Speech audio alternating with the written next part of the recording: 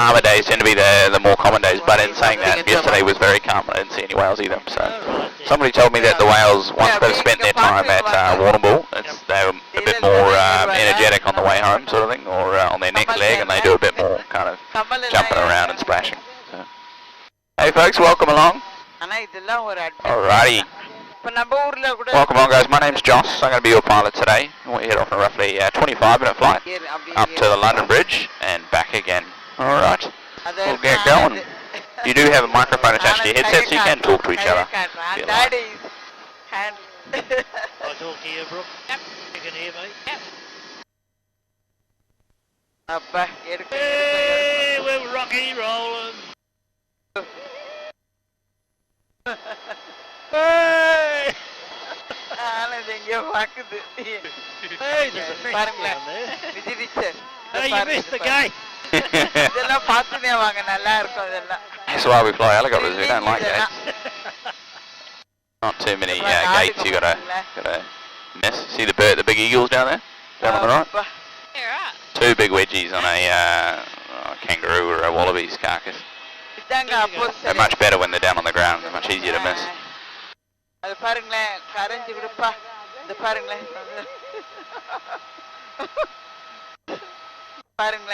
So we got 5 apostles on our left hand side here, another 2 on the right.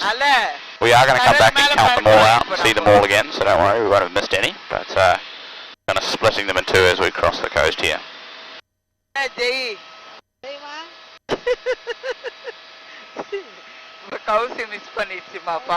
So this is number 2 apostle and then number 1. So number 1, that's the last in the grouping.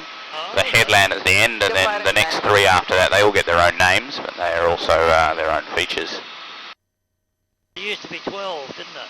Well, they called them the 12 apostles, but as far as I'm aware, there was only ever 8. 9 if you count a really small kind of insignificant one. The kind of hearsay story that I heard was originally that they were called the Samhain pigs, so I know that one's for a fact. In 1950 the name was changed. Some people, I've heard it said that the name was changed directly to the 12 apostles. I've also heard that it was changed to the apostles, and then people being familiar with the biblical story and the name the 12 apostles having quite a ring to it, kind of slowly changed the name over time. And as they changed the name purely to attract tourists to the area, the name with the best ring and the best marketing capabilities, I'm sure, would hold up the best. So. There are 12 rock stacks, however, very easily seen at the moment. So 7 apostles plus another 3 at one end and 2 at the other, so you can count 12 very easily. With that dark patch down there in the water, that's seaweed, or? No, so there is seaweed all under here, but on a day like today, it's just the cloud, it's this cloud here. But all underneath, on a very clear day, you can see under here, it is mainly seaweed and rocks. There are some kind of lighter greeny patches, which will be your sandy bottom, but the majority of it is covered in seaweed. Yeah. So this is the baker's oven on our right. Yeah. They call this one Gowdy's fishing spot, so this headland here, with the road leading out to it, so every now and then you see someone fishing off the cliff at the edge there. I've never seen them pull a fish out, but I imagine you wouldn't want to catch anything too big. But, one, for fear of being pulled in, and for 2, you've got to haul it back up the cliff then. And then the next big one, which is a bit tricky to see, it's a bit easier on the way home with the sun behind us, but that's called Sentinel Rock, and it's the largest rock stack in the area. So Sentinel's about 70 metres tall, about the same height as a 20-storey apartment block. How deep's the water at the drop-off, like off the edge of the It's not very deep actually. It stays, like I've done a little bit of diving around Port Campbell, but talking to one of the other scuba divers who'd done a bit, he said that pretty much it doesn't get any deeper than about 20 metres until you're about 5 miles off the coast. And then it drops off, much like the cliff edge here, it drops off to 50 or 60 metres in one go. So it sounds like the floor, the sea floor, mirrors the land fairly evenly until you're quite a way up, and then it drops off in a big shelf. But when so down on this point here, so do a little bit of free diving for abalone, and you jump in off the rocks, and literally you jump in and you're straight, there's no gradient into you jump off the cliff and you're in 5 metres of water. But then going out there, it's such a gentle gradient, it's dead flat underneath there, it's just dead flat. Actually fairly devoid of kind of spots for, you know, crayfish and abalone to hang out.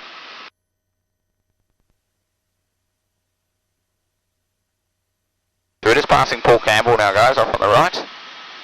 Port Campbell was established as a whaling village originally, so 1865. I thought that was a cemetery there. They houses look little, don't they?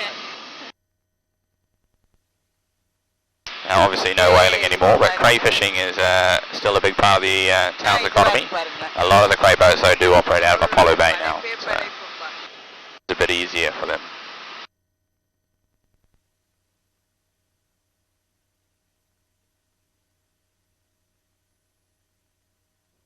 We don't look to be going very fast. How fast are we travelling? We're doing, so today with the strong wind, so our airspeed's 105 knots, but our ground speed's only 80 knots, so we've got about, you know, 25 to 30 knots in the gusts blowing against us. But we go a little slower in this direction, but on the way home we get the tailwind and we go a little bit faster. So because we're flying the same route twice to and from, we pick it up on one leg and we lose it on the other. So, I mean, you can make the aircraft fly much faster, but eventually it just hard work on everything, so it shakes itself around a bit more.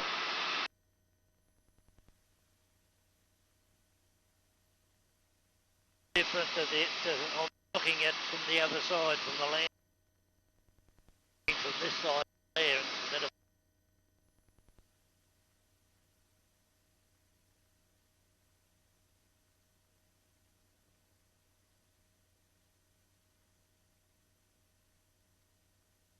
What side of Warrnambool are you guys on? Allensford or Dennington side? Right in town. Right in town? Okay, cool.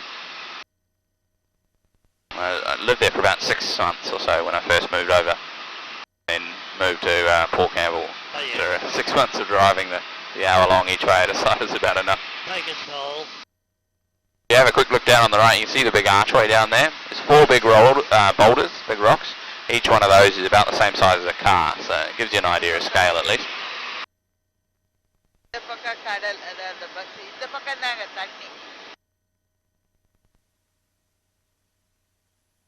As we come around the corner here, this is Point Hess, and that's the car park for the viewing platform on the London Bridge. So this island on our right hand side is what's known as the London Bridge.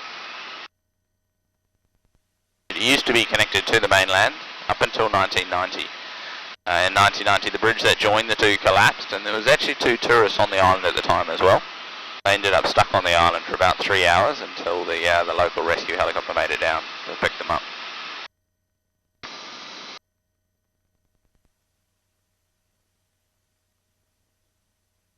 Notice much difference in the 6 years you've been driving to the actual coastline?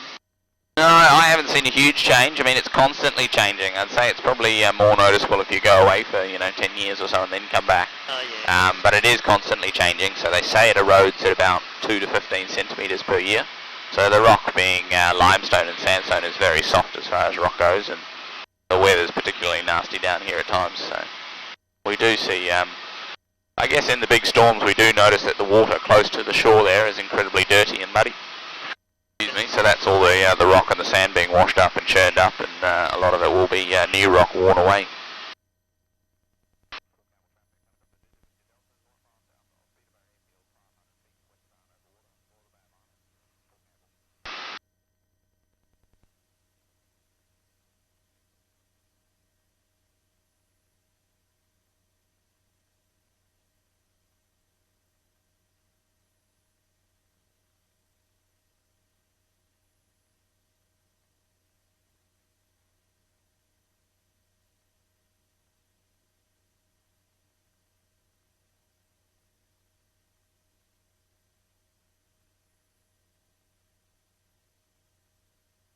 This is Peterborough on our right hand side, Peterborough Township.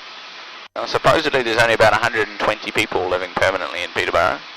The number of houses certainly belies how many people who live there, so most of those houses are all holiday homes. And even, I believe the past Prime Minister of Australia, Malcolm Fraser, has a holiday home there as well. So a little different to Port Campbell. Port Campbell's got, a larger population, about 600 people, and the town kind of revolves around the day-to-day tourists coming through the township, whereas Peterborough's kind of clientele, if you like, all the people owning the houses tend to be from the greater Victorian area, so local Victorian families or Australian families who come in to stay for a little bit.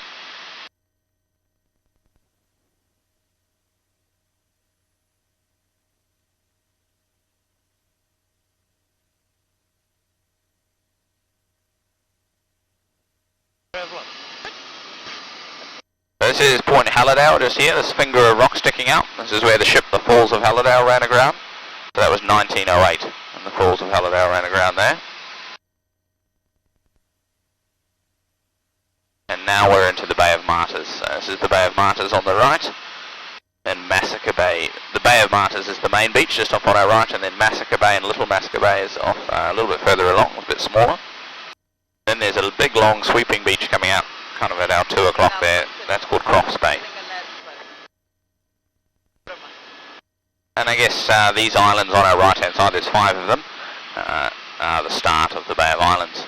So there's 24 islands in total, 5 on the right now and a further 19 up ahead of us.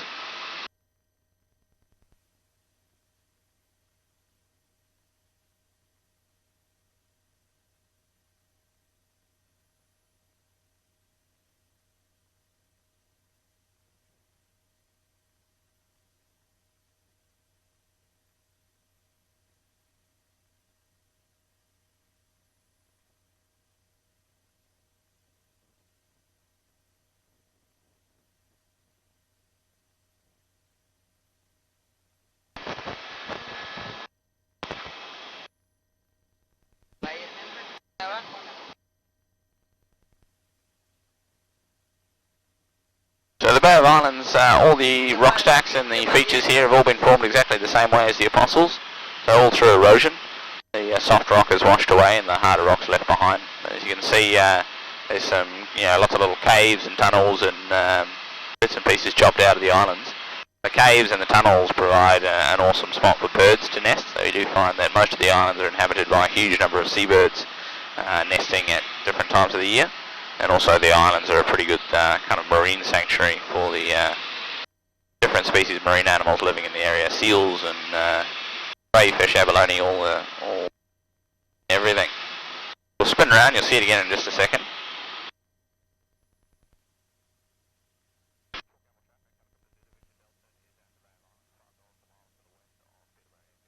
Like a helipad. That's a helipad there where the helicopter lands.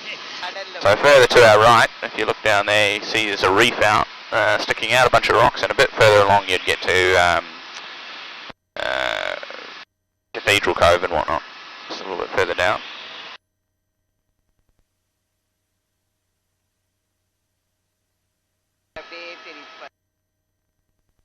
There's the Bay of Islands again. So if you've got a camera, this is a good angle to get some photos from. Just with the sun behind us, it'll be a bit nicer on being able to see what you're looking at. There's a boat ramp at the back of the bay there, and this is the popular spot to put your boats in for all the locals. So a lot of the local fishermen and divers will put their boats in here and then head on down the coast, seeing as the islands provide a bit of shelter. So one of the main seabirds we see nesting in the area are mutton birds. So come our summer, the mutton birds fly all the way from the Aleutian Islands in Alaska, and they will come to nest in this part of the coastline. So Mutton Bird Island is a bit further down, it's by the Lockhart Gorge, but you will see them all along here as well. Anywhere there's an island and they're relatively safe from pests.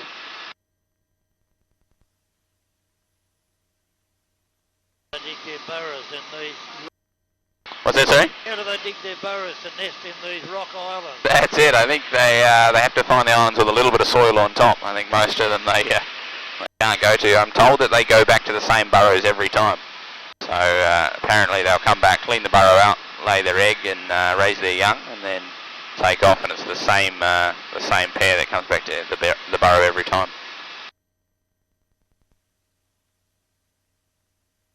And when the chicks are about a month away from being big enough to fly, they actually feed them up until the chick is double the body weight of the adult, roughly, and then the parents leave. So they leave a month before the babies are actually able to fly. And then they leave them for that month. The chicks then, I guess, teach themselves how to fly and live off their fat supply. And then they take off for Alaska on their own. So they actually have to navigate all the way back to Alaska without any help from any of the parent birds who have done the trip before, so purely on instinct, which is kind of impressive. Survival of the fittest for sure. For the GPSs, haven't they now? Yeah, that's it. Taking us a while to clue on to how to do all that sort of stuff. What's down there on the golf course? On the golf course, there's a couple of people playing by the looks of things, braving the conditions. There is a lake there, but it's one of the more impressive, one of the nicer 9 holes of golf you can have. And then we've got the Schomburg Reef just here on the left, so again named after the ship that ran aground there. The other side have the rainbow.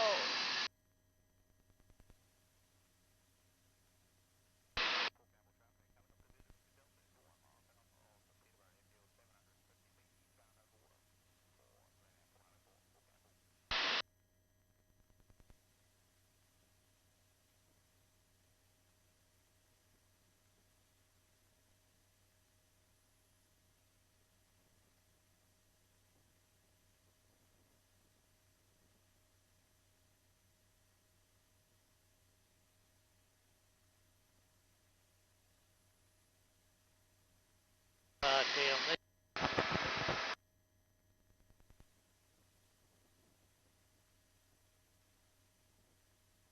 Walk along there.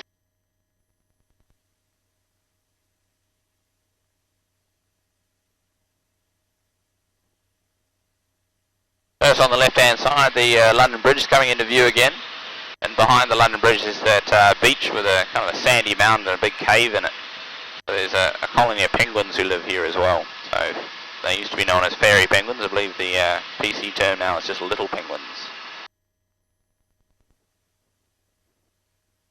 Find them same species on Phillip Island near Melbourne, as well as we have about 3 main kind of spots along the coastline here that they like to nest in. There's still penguins on the just off the breakwater at Warrnambool. Yeah, still ones there.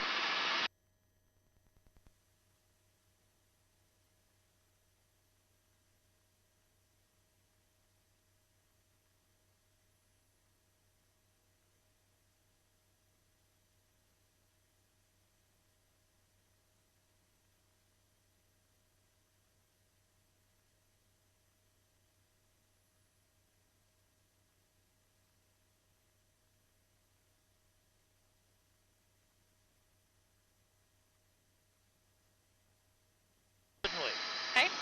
Fishing line, we can angle Rub it it down down. there. Go trawling.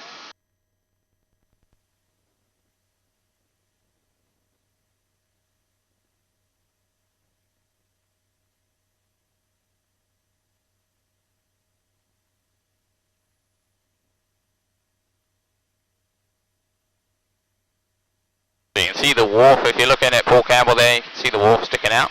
So they've got a crane on the end of that, so all the fishing boats are lifted out every night. So I haven't yet seen anyone leave a boat in the water overnight.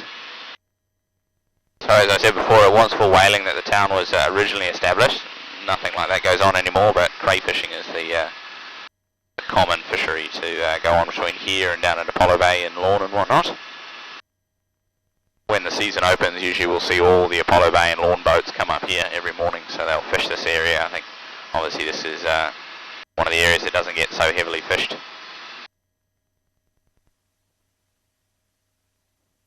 It's interesting, you only see them for about the first kind of 2 or 3 months, and then as the season progresses they stop coming all the way up here, so there must be somewhere else that they go to, and that holds enough. Those cliffs. Height of those cliffs. So the Sentinel Rock's about 70 metres tall. I think the cliffs are 75 metres or so, just a touch taller. So that's Sentinel Rock's about 20 stories tall, 20-storey apartment block roughly. Quite deceiving from here. It doesn't appear it, especially when you're flying along. It's quite deceptive, that's for sure.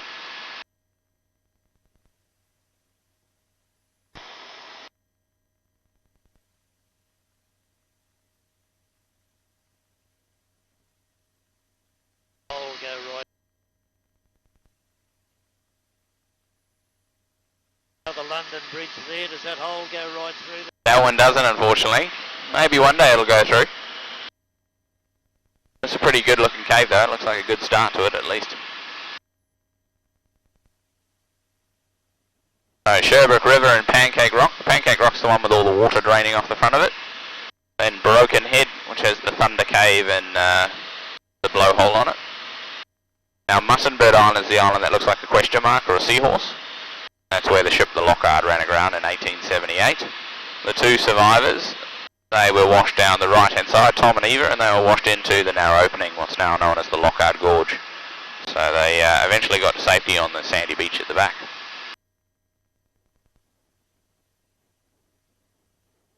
Now the first three rock stacks here, they're not apostles, technically. They often get counted in. The first apostle starts at the headland. It's got the flat top with the green bushes on it. They finish at the next headland, so there's 7 apostles, but the first 3 and the last 2 that you can see, they're the ones that often get counted in, and if you count them in, you do get to 12. Number 2's got the pointy top just always.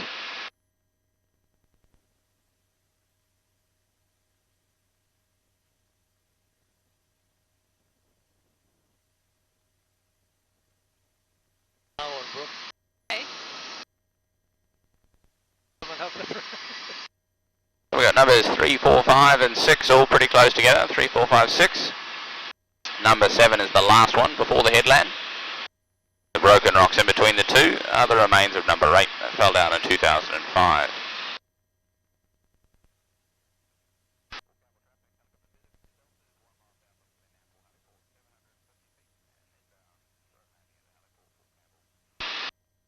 The last 2 there, Gog and Magog, and they're the last of the rock stacks. Technically not apostles. As we turn to the left, folks, you're going to see them all again out your left-hand side. So if you get your camera ready, Yeah. pretty nice photo out the left.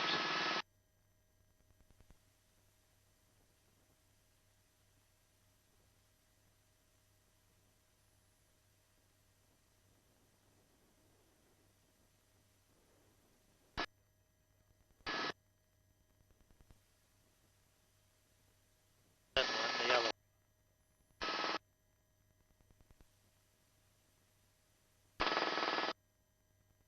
We're going up.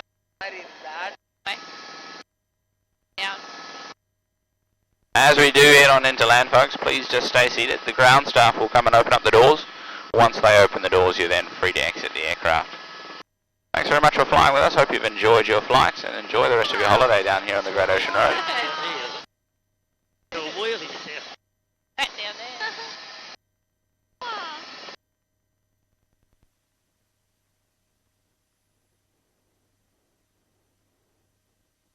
Yeah. Sheep look like mushrooms. Freshly shore.